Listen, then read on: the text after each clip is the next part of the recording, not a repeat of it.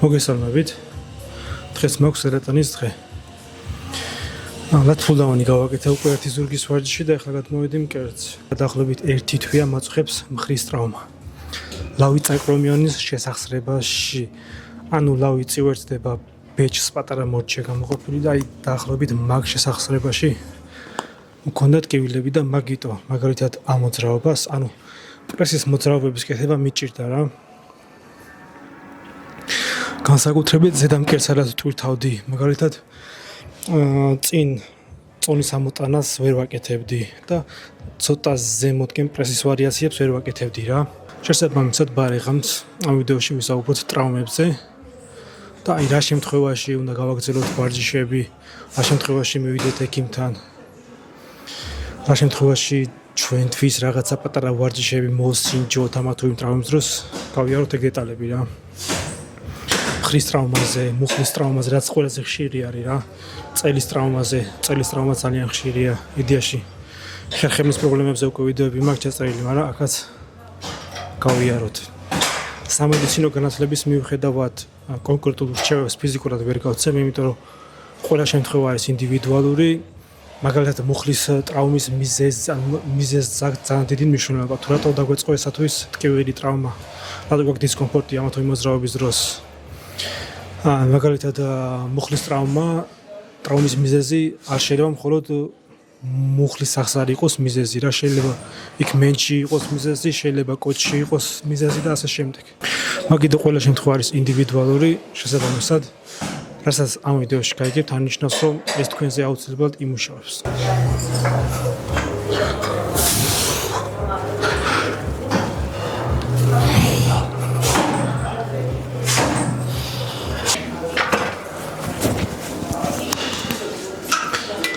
უყურეთ, მე ახლა რომ ხარი არ მაწუხებდეს.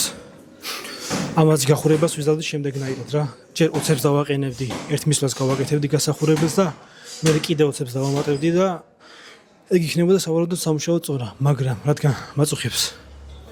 უბრალოდ ახრო წარსულში რადგან მაწუხებდა, მაგიტო ნელა აყვები წონებს რა. ჯერათებით გავხურდი, ნახე როგორ მქონდა, რომ კომფორტულად მქონდა სახსარი მოძრაობის დროს. მე ოცებით შევცვალე, მე კიდე 10-ები დავამატე და ახლა კიდე 20-ით უნდა შევცვალო, ანუ 10-ით ვუმატებ წონებს. ნელავს ვrti გასახურებელ წონებს, იმიტომ რომ ერთი ის რომ სახსრისთვის ძალიან კაია იმ მოძრაობის კეთება, სადაც მანამდე დისკომფორტი ქონოდა, ახლა კარგად გაქვს. იმიტომ რომ ის კუნთები სახსარი პოზიციაში მუშაობს, ის კუნთები მუშაობენ. შესაბამისად ეს სახსრის აღდგენას უფრო დაეხმარება. ეგ ერთი მიზეზი, მეორე მიზეზი თან ნახულობ, რომ რაიმე დისკომფორტი ხო არ ამქონდეს, რომ პირდაპირ მძიმე წონაზე არ შევდივ. რა შემთხვევაში უნდა მივმართოთ ზოგადად ექიმს. თუ ძალიან გაუსაზღვისი ტკივილები გაქვთ, ეს ტკივილები ძალიან მალე არ გადის, რამოდენიმე დღეზე მეტხანს გრძელდება, კვირეები გრძელდება. არასავარჯიშო დღეებში ან ჩვეულებრივ ყოველდღიურობაში თუ ტკივა და გაწუხებს, მაშინ როცა ამ სახსარს არ ტვირთავ რა. მაშინ შეიძლება რაღაცა რთული პროცესები იყოს, იქ ჩვეულებრივ ანთებაზე მეტი იყოს რა. ხო, ამ შემთხვევაში აუცილებელია ექიმთან წასვლა და გადაღება და ნახვა. თუ დაზღვევა გაქვს და იმის ფინანსები თუ გაქვს, რომ შეიმოწმო გადაიღო, მაგას რა ჯობია, აუცილებლად ჯობია მიხვიდე და გადაიღო ხოლმე რა. თუმცა აქ მეორე საკითხიც არის, იმიტომ რომ ექიმები პატარა დაჭემულობაზე და რაღაცებზეც ვარჯიშს კრძალავენ, რეალურად კი ვარჯიში არათა უნდა შეწყვიტო, პირიქით უნდა გააგრძელო და კარგიც არის შენი ორგანიზმისთვის, კუნთისთვის და იმ სახსრისთვის რა. მცირე ტრავმების დროს ვარჯიში უკეთესია. თუ წონებს დააკერი და ეს დისკომფორტი ქრება, ანუ პატარა წონებზე ისიც თან აღარ გაწუხებს, მაშინ შეგიძლია შენით გააგრძელო, იგივე მოძრაობები აკეთო, იგივე სახსარი, იგივე პოზიციაში დატვირთო ოღონდ პატარა წონებით და ძალიან კარგი იქნება შენი სახსრისთვის.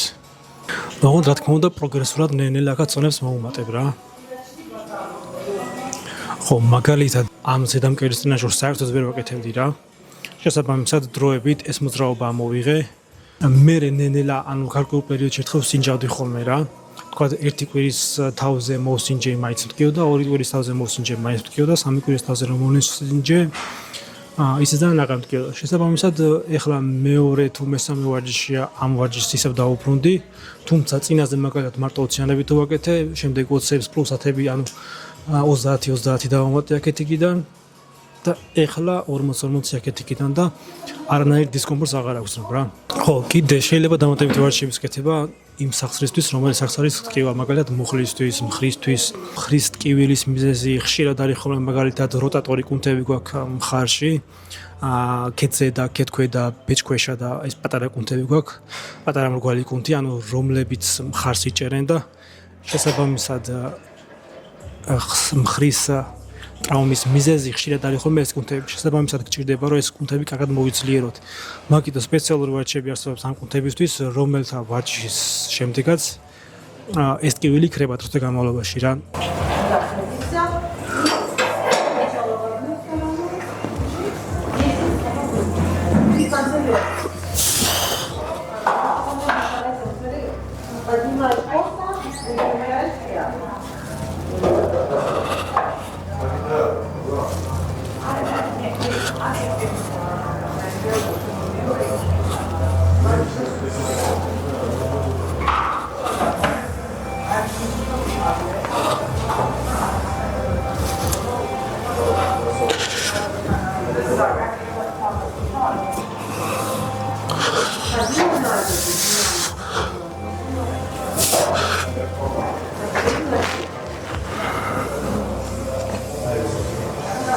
კაი არა ხოლმე თუ დაგჭირთ არ დამილოსო. ბოდიში. იდეაში ახლა უფრო მძიმე წონით გეთება შემიძლია, მაგრამ დროებით არ უმატებ რა, მირჩევნია. რესურსი დავიტოვო, იმიტომ რომ ახლა მაგალითად კერძ ჰიპერტროფიაზე ვერ ვიფიქრებ. ჯერ სახლის ჯანმრთელობაზე უნდა იფიქრო ადამიანმა და შემდეგ ჰიპერტროფიაზე. ანუ შემიძლია ცოტა მძიმეს კეთება, მაგრამ ჯერ არ ვამძიმებ. იმის მიუხედავად რომ რესურსი მაქვს. მირჩევნია ფიქსირებულად სწორად გავაკეთე მოძრაობა, მაქსიმალურად სწორი ფორმით და სუბუქად, ვიდრე დავამციმ. ხო, კიდე მაგალითად მუხლის სახს არის რა ვიხთ რა. ხშირად მუხლს გვატკიებს ხოლმე არა თვითონ მუხლში არის პრობლემა, არამედ მაგალითად მენჩი. მაგალითად ისევე როგორც მხარზე მხრის როტატორი კუნთები რო გვაქვს პატარა კუნთები, ბარძაღის ძვალს იჭერს ესეთივე კუნთები. რომლის მაგალითად მსხლისებრი კუნთი, რომლის სპაზმის შემთხვევაში ორგანიზმს დატვირთვა გადაანაწილებს მუხლზე რა. შესაბამისად მუხლი შეიძლება აღკვდეს, გადაიტვირთოს. გამოდის რომ ეს მუხლიც არამედ მენჯის ბრალი არის რა და ჩვენ არასიმპტომატურად უნდა ვებრძოლოთ ამ ტრავმას ტკივილს, არამედ რეალურ გამომწვევ მიზეზს. ანუ აქ მენჯში უნდა ვეძებოთ პრობლემა რა, მენჯის აღსარში. მენჯ ბარძაყის აღსარში. ამიტომ ამის სპეციალური ტესტებიც არსებობს. სიძლიერის განსაზღვრა ამა თუ იმ კუნთის, რომ მაგალითად ორივე ფეხი ბალანსირებულად იყოს ძლიერი. და ამ ტესტით ხშირად ვლინდება ხოლმე, რომ მაგალითად ერთი მხარე უფრო ძლიერია ვიდრე მეორე და შესაბამისად იმ სუსტი მხარის გაძლიერება უნდა მოხდეს, რომ შემდგომში იგივე ტრავმა ავირდა თავიდან რა. ხო, ანუ ხერხემალზეც იგივე მაგალითად ხერხემლის მრავალი პრობლემა არსებობს და ძალიან ხშირია რა, ხშირად გვაქვს ეს პრობლემები თითქმის ყველა ადამიანს. სკოლიოზი, ლორდოზი, თიაქრები, პროტრუზიები, რის გამოც ხერხემალი შეიძლება აღკვდეს. შესაბამისად აქაც არსებობს სპეციალური ვარჯიშები, რომელიც ამ პრობლემის მოგვარებაში გვეხმარება.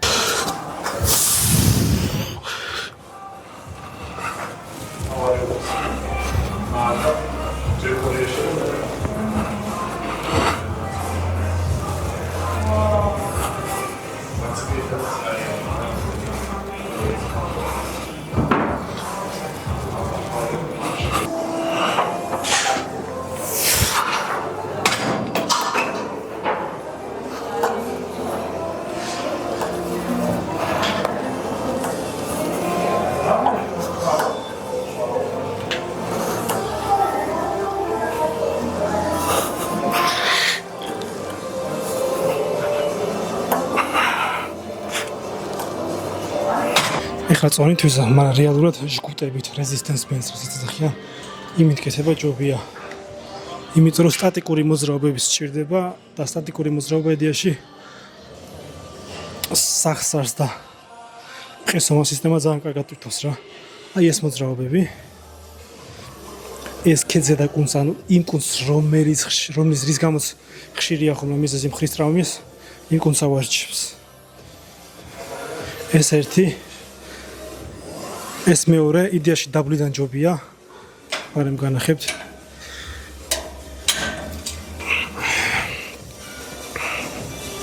სადაც უყურე ჯგუტით გააკეთე ბრეზინებით, წამოწე, სადაც დატვირთვარი და იზომეტრულად გიჭირავს დაახლოებით 4-5 წამი უშვებ. გააჩერებ, უშვებ. ანუ იზომეტრული დატვირთვები საქმისთვის ძალიან კაია რა. მაგრამ დისკომფორტი არ უნდა გქონდეს. იდაყვის სიმაღლეზე დაახლოებით ეს მოძრაობა. იგივე ხელზე რო გავაკეთო. აი ეს. ეს ერთი. ეს ორი. და ქვემოდან ზემოთ ეს სამი მოძრაობა 4-5 წამიანი პაუზებით. ოღონდ გუტებით. 10-12 გამეორება დაახლოებით 2-3 სეტი ვარჯიშის იდეალური იქნება.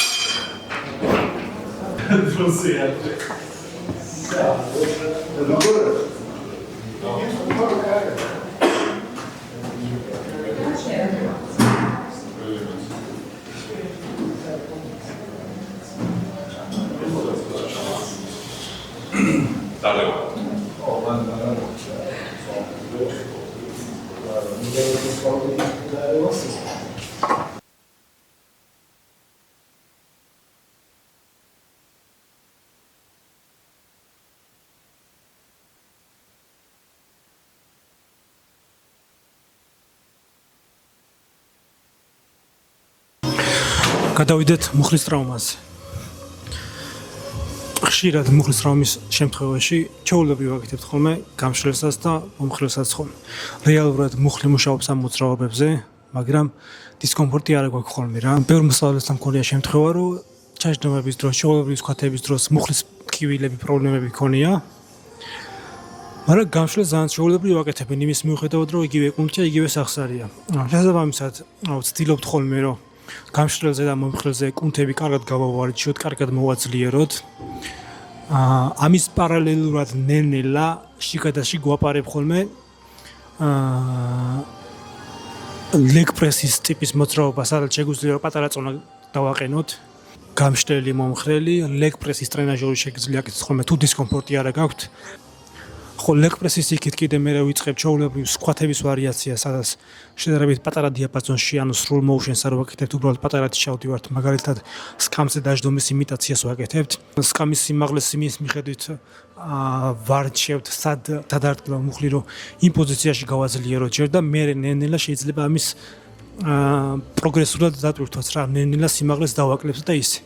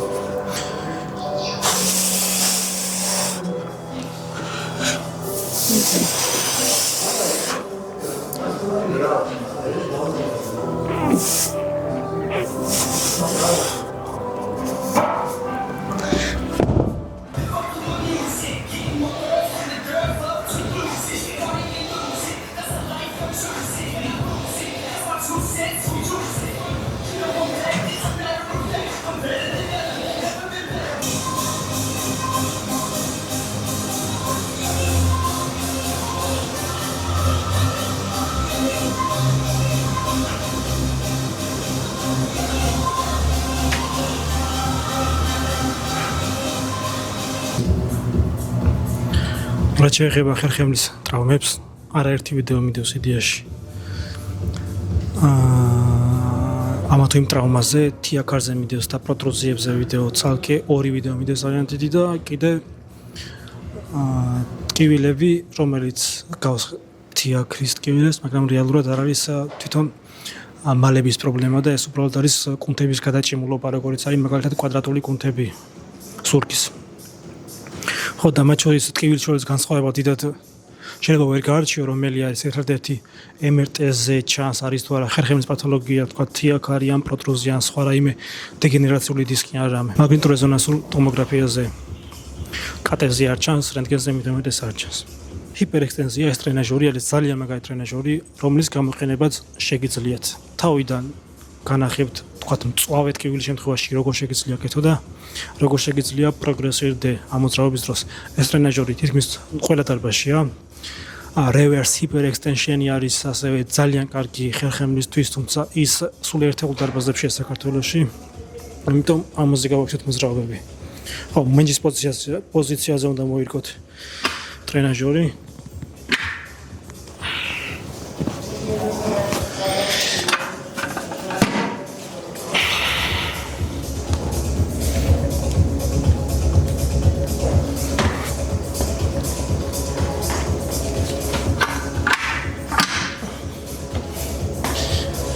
მენჯს უნდა იჭერდეს ტრენაჟორი, უფრო მაღლა უნდა იყოს. სწორი წელით უნდა ჩახვიდეთ, სწორი წელით უნდა ამოხვიდეთ. ჩასვლის დროს უნდა ჩაისუნთქო, ამოსვლის დროს უნდა ამოისუნთქო, მაგრამ ჩასვლა ამოსვლა უნდა გააკეთო, მაშინ თუ ტკივილები აღარ გაწუხებს. მანამდე უბრალოდ შეგიძლია შემოხვიდეთ ტრენაჟორზე, ფეხები დააფიქსირო, იქ ბოლომდე უნდა მიაღწნო, იმიტომ რომ ისინი გიჭერს უკანა ბალიშები და წინა ბალიშებს ეხსნობი. უბრალოდ სტატიკურად უნდა იდგე. და სანამ ტკივილი შეგაწუხებს ჩამოხვა. ეს ერთი სეტი. დაისვენებ, მერე კიდე დაახლოებით 2-3 ჯერ. იმ შემთხვევაში თუ წელი გტკივა. დაისვენე, მერე მეორეჯი. მაქსიმალურად გასწორებული ხარ.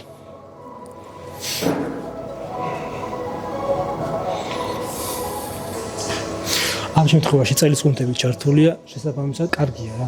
მცირე დატვირთვებით რომ დავიწყოთ. უბრალოდ სტატიკური დგომა დაახლოებით 10-15 წამი ან უბრალოდ რამდენი ხანი შეგიძლია მაგ პოზიციაში გაჩერდე და სულ 2-3 ჯერ. მერე ამას რო გაიმარტივებ ამოძრავებას, მერე ჩახვა, ამოხვა. ჩასვლა ამოსვლაც არ არის აუცილებელი, ბოლომდე ჩახვიდე, ბოლომდე ამოხვიდე. სადაც ხერხემალი გაქვს და კუნთები გაქვს უმკივნეულ პოზიციაში ჩადიხარ იქამდე. როგორც კი ტკივილი გეწყება, იმ მომენტში ჩერდები და ამოდიხარ ზემოთ. ანუ პატარა დიაპაზონში ამოძრავებ ტანს. და ამასაც მერე პროგრესულად ნელ-ნელა კიდევ უფრო დაბლა ჩახვალ და იდეაში კიდევ უფრო მეტად გაგიშვებს კუნთები, კიდევ უფრო ზემოთ ამოხვალ. ანუ უკვე სრულ მოძრაობაზე გადახვალ. და აქაც პროგრესულად შეგიძლიათ ჯერ ვთქვათ ერთი მისვლა გააკეთო, ნახევრად ჩასვლები, თუ არ გეტკინება მერე ცოტა კიდე მოუმატო და ასე შემდეგ. ანუ დატვირთვები ეტაპობრივად უნდა გაზარდო. ხერხემალზე კიდე მინდა ვიდეოების გადაღება იმის მიუხედავად რომ მიდევს, იმიტომ რომ ყველაზე ტრამული ალბათ ხერხემალია, ძალიან ბევრს გვაწუხებს ხერხემლის პრობლემები, ამიტომ საინტერესო თემებია.